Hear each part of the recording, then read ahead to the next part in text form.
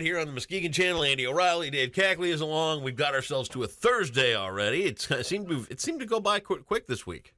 Yeah, I'm sorry. I'm a little distracted. My collar seemed like it was just off a little bit. Okay, Can't I'm better. have that. No, I can't. Damn it. I don't feel centered. My neck doesn't feel centered in my shirt. Well, all right, forget it. I'm gonna overcome because that. your head's on kind of crooked to begin with. You're funny. Yeah, well, I've known you here the better part of 15 years, and about time we started to have this conversation. Well, you've tried to have many conversations with me, and somewhere along the line you got dropped on that head of yours, and it's been a little crooked ever since. That's okay. We love you for who you are. Appreciate that. It's really super. What's that sweet between your eyes? Is that a big zit? No, it's not. See, sometimes my eyebrows come close to growing together, but I've got this little. See, I've just got this little cleft. Yeah. Like some dudes like Barry Manilow have the butt chin. I have the butt in the middle. Is that what that is? Yes. That's weird looking.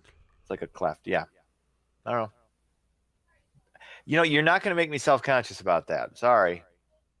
Yeah, I know you're trying to. It's almost like a big dent right in the middle of your head. Yeah. It's like, you're like, what you're saying is it's really off-putting. But yeah, I'm not going to take the bait on this. You cannot make me self-conscious. You don't have to. I'm just. No. Keep focused on it. Like I said, 15 years or so. Yeah, you never noticed that. It gives you the willies, doesn't it? Thing. You could. You could drive a lunar rover in there. Yeah, you could. That's not a crevice. That's a crater. That's a crevasse. I've lost ideas in that thing. Have you really? I'm telling you, yeah. Like what? Oh, I can't tell you because these were $1 million ideas, and now they're gone. Right. And I'm still poor. Like that idea you had of getting a minor in Elizabethan poetry, and you're still paying for it. That was I minored in religion, and that has shaped me into the man I am today. It has. Well balanced. You are. And I have a zest for life. Yes, that is unmatched by most custodians, I think. What was I Ditch asking diggers? the other day? I would be great. I would love to. I was thought about that. I was talking to Denise Pritchard yesterday, or the other day. Oh, Denise is great. Denise and I were talking, and we were talking about, she's like, I can't believe the election, and yada, yada, yada. And I said, well, brought up the idea. I said, you're not hiring a janitor around the home TV station there, are you? I'm pretty handy with a broom. Yeah. And those aren't bad jobs, No. Seriously, you're a custodian. They don't do that. They can make a decent living. Yeah. Plus, you can rifle through everybody's desk when nobody's around. Exactly. Oh my God! I know. You kidding me? Eat all the Twinkies and ho-hos. They got keys everywhere. I know. Oh man! Take everybody's change for pop. It goes back. Yeah, it goes back to the. God, what movie am I thinking of? Breakfast Club. Custodian in the Breakfast Club. I am the eyes and ears of this institution, my friend. And it's true. I know. It's true, man. I think that would be a great reality show, The Custodian. Huh. That would. I've said too much. Oh, yet another $1 million idea. Anybody steals that, we have record. We said it first. What's the date today? I said it first specifically. You did. It's August 23rd, 2018. I came up with the idea for The Custodians. Yep. Anybody tries to steal it, I'm suing them. Don't go Bogarting Dave's idea. Okay. Sam Bernstein. I'm going to get a hold of Sam Bernstein, and we're going to have ourselves a lawsuit. Anybody tries to mess with that idea. That's right. Call Sam. There we go. All right. Do some news. Ready? Let's get into a trade war between the U.S. and China features yet another round of tariff hikes. 25% duties applied to $16 billion of goods from both sides, including automobiles and metal scrap. In the first round of hikes, President Trump tacked 25% tariffs on $34 billion in Chinese goods. Beijing responded with similar penalties on the same amount of American goods. So, tit for tat. Yeah. So far, it doesn't seem to really be causing too much of an issue, but long term, we still don't know. So it's one of those things you always keep your eye on that. And, we've got it going on with Europe too. So we shall see. Yep, Wait and see. All right. One of the leaders of the hashtag Me Too movement is facing sexual assault allegations. Actress Asia Argento was among the first women to accuse movie mogul of Harvey Weinstein of sexual assault. The New York Times is reporting that actor and musician Jimmy Bennett is alleging Argento sexually assaulted him in 2013 when she was 37 and he was 17. I know we're supposed to treat these as the same, but you can't. Come on. It's different. I'm sorry. And I'm gonna preface this by saying I could be completely wrong. Maybe this kid was damaged by having a hot sex with a 37-year-old at the age of almost 18. Right. Maybe I'm wrong. I don't think I am, but it's possible. But to compare that to Harvey Weinstein basically saying do it or you're not going to act in this town. Yeah. I would say it's different. I don't know. I'm not saying this woman is a paragon of virtue by any stretch of the imagination, but the other creepy thing, the creepy part of this story that is Bennett actually played Argento's son in a film back in 2004 when he was 7. Wow. So this kid plays your son. See him at 7 years old, and then you see him at 17, and it's that she's got some issues. I'll tell you what. Doing that, you got some issues. I know this. Go ahead. My first exposure to any of this was last night as I did the unheard of thing of watching NBC Nightly News for a little while last night, which I never do. We got to the end of the first 13 minutes of NBC Nightly News where they took their first commercial break, and I literally went, holy... I literally sat there and said to myself, James Bond movies have not started with this many criminals in them. I've literally seen so many deplorable, awful, evil, rotten people who will do anything that they can for their own good and to protect the liars and thieves and just comic book villains all around them. It took 13 minutes to talk about all the shit that these people do day in and day out. And then they took about a 3-minute break. They come back and they tell this story of this woman banging this young kid. And then they go to another commercial. Yeah. And I said to myself, you got to be kidding me. This is the national news? What a pile of garbage. Holy mother of God. What in the actual hell is going on here? It's nothing. None of this is new. It's nothing. This has been going on forever. This awful. It's just covered all the time now. Ugh. All this stuff has been going on. Well, then go back to sweeping it under the rug. I don't want to hear this garbage. And we don't need to hear it. You know what it is? This is the erosion of everything that we stand for and everything we want to be. And it's being broadcast for profit. How much money can we make watching everything swirl around the bowl and finally get flushed at some point?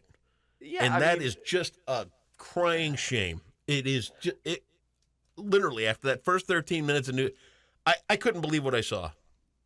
I love our differences. I love the way we view this completely differently, although we agree that it is what it is. It's weird to say I love it, but I find it hysterical. Oh. I'm amused. I'm not aghast by any of it because I've never thought of whether you're talking when it comes to politics, whether you're talking right or left. Most of these are garbage human beings. And I'm not saying right or left either one on this. No, I'm not. I know you're not. That's my point. My point is I'm not. I wouldn't carry none of this stuff from politics should surprise you. None of it when it comes to Hollywood should surprise you. It's just, hey, you got a 24-hour news cycle. You got to bang this stuff out, and you got to throw it. It's news vomit. It's what it is. It's terrible. It keeps eyes glued. It's clickbait, and it's every cliche you want to throw out there to get people to watch. But they do it, and I can't honestly blame them because it's their livelihood. When you're competing with Facebook, Twitter, Instagram, every other dude's got a podcast or a blog. No, you can't. Here's the thing: you can't be above it and stay in business. You just can't. Yeah. These networks these network, it would be great if that were true, but you can't do it. And there's no way, you can't put the genie back in the bottle. I'm running out of cliches now. You can't disinvent the internet. It's already there. So you just got to adjust to it, and that's part of the adjustment. It's throwing all this stuff out there. Terrible. But and then anyway, you got that. Then you got that White all House how you press look at it. secretary standing there, and I'm they sorry, I flash like back to Sarah her Huckabee Sanders. at least 5 times. You know what I like? I will say this. She should be the highest paid press secretary in history, because no press secretary in the history of press secretaries since that job was created has had to deal with the level of fecal matter that Sarah Huckabee Sanders has to deal with. And I think she does a pretty good job. I think she does a really good job of performing her role. Now, you can agree or disagree with it. You say she's lying. You're saying she's just a mouthpiece for the, she's speaking for the president. That's her job. It's not her job to have her own views or her own opinions on it. And so from that standpoint, it's like the half a dozen press secretaries for Clinton or Bush or Obama, whatever you want. I mean, none of them have had to deal with what she's had to deal with. We talked earlier on. You said you had a minor in religion, and I know this of you. You're a morally decent person. I try to be. Yes, we both do. Yeah. You know, we really do. If somebody came to you and said, "Dave, we're going to pay you, I don't know, let's go $250,000. We're going to give you $250,000 a year, but chances are, every time you talk, you're going to have to lie about something." Would you take it? That is a great moral question. That is a great. I love. First of all, my problem with that is, is what are we talking? What do you mean lie? What do you mean? Well, we're going to say something that's not. Anything. They're not going to say. First of all, they're not going to come to you and say that. That's the problem. But hey, we're going to give you $250,000, but you got to lie. I don't think she views that as what she's doing. She's putting the president's message out there, whatever the message is. But don't pick it apart. It's a yes or no. No, could I be the person who puts a message out for somebody as my job? Yeah, I could do that. Would I view it as lying for $250,000? When you define it as you define it, to the core of your soul that what you were saying was wrong, and you were covering up a bunch of crap day in and day out, and you had to do it over and over and over again, how long could you go on knowing that you were giving disinformation out for a price? How long could you carry that on your conscience? Let me ask you this. I don't know. I can't answer that yes or no. That's a great question. I appreciate the question. I can't honestly say that I would turn that job down. Okay. I can't honestly say that because first of all, like I said, first of all, it wouldn't be worded that way. If I was given the opportunity to work for the president, would I look at it as I'm working for that president, or would I look at it as I'm performing a duty for my country? Because there are two ways to look at it. There are multiple ways to look at it. You can look at it as, she's lying for the president, or she's doing her duty for the country, which is what every press secretary who's ever been in that job has had to do. You don't think every press secretary under Obama, Bush, or Clinton, or the previous Bush, or go down the litany of presidents we've had in recent memory that had a press secretary, you don't think they've lied knowingly? Yeah. Or maybe not necessarily, maybe lying is too strong a word, maybe engaged in disinformation. There you go. Whatever you want to call it. I can't say no, because hey, we're all flawed human beings. I don't look at this is a lot of people make these Hitler comparisons to Donald Trump a lot. And it drives me insane. It drives me absolutely insane. There was only one Hitler. Okay, there was only one Mussolini. There was only, one, you name the horrible, horrific dictator. There was only one Satan. Okay. These are just guys. These are just guys in power. Okay. And there's a level of garbage they have behind him when they've reached the level that they've reached, regardless. And some of them are able to put on a better face. Some of them are more likable. Bill Clinton, Barack Obama, eminently more likable than Donald Trump. I don't know if they're better people, honestly, because I don't know any of them. I know what their image is, and images are carefully crafted. So we have to be very careful who we crap on as being moral degenerates and who we lift up as paragons of virtue. There you I go. think Okay. you got to be, So in other you words, got to be you careful. take the money and you do it. Hey, speaking of Denise, she's right behind you. I don't know. Hey, get on to your next story. Okay. Way to dodge the question. Gas prices in Grand Rapids and Muskegon are near the $3 mark once again. The price of the pump jumped 30 cents in the last 24 hours. Many stations now near $2.99. I got it for $2.67. I felt like I was stealing it. Yeah, I like that. So, anyway, you sports. You go from a morality question to gas prices. Yeah, wow. That's what we call in the business a downshift. Rubber banding. Boing. Rubber band. There you go. Call it what you will.